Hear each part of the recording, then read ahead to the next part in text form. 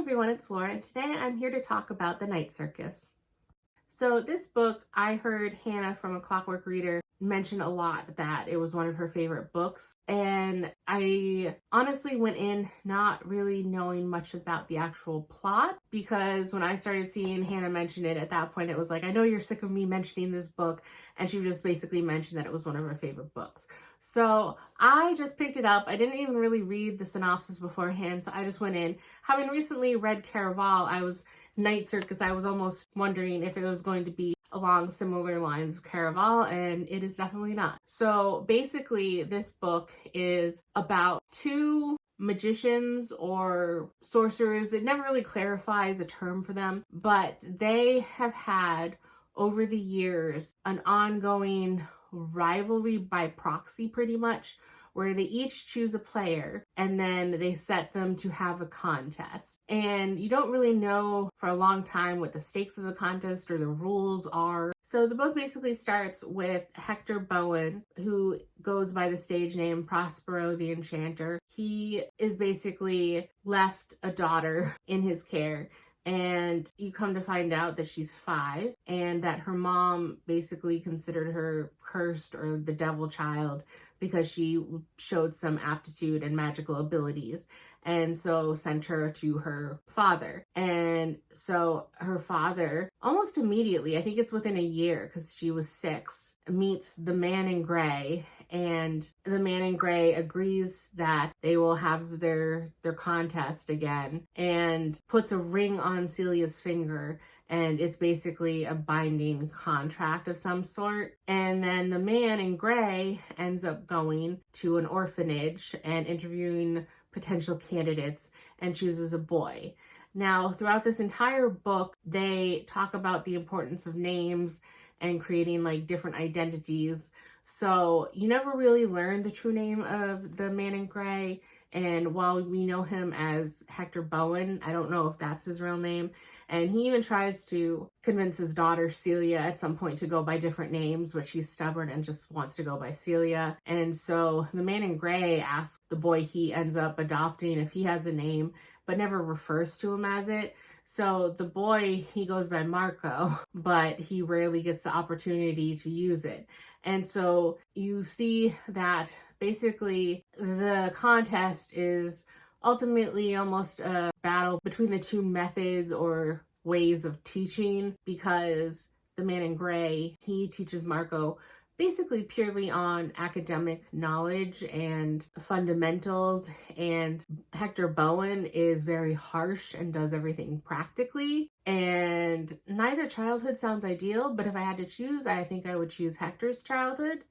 And so you see them in little snippets of time kind of grow up and how their abilities progress. And so it kind of goes through the 1880s and 1890s where you see them grow up and learn their skills. And then there's another timeline that takes place in like 1901, 1902, following this character Bailey. And you don't really know how Bailey will come into play later or what's going on, because you assume at some point that the worlds will meet, but you don't really know how. So what ends up happening is that when they deem that their contestants are ready, they have the ground for the competition, which is the Night Circus.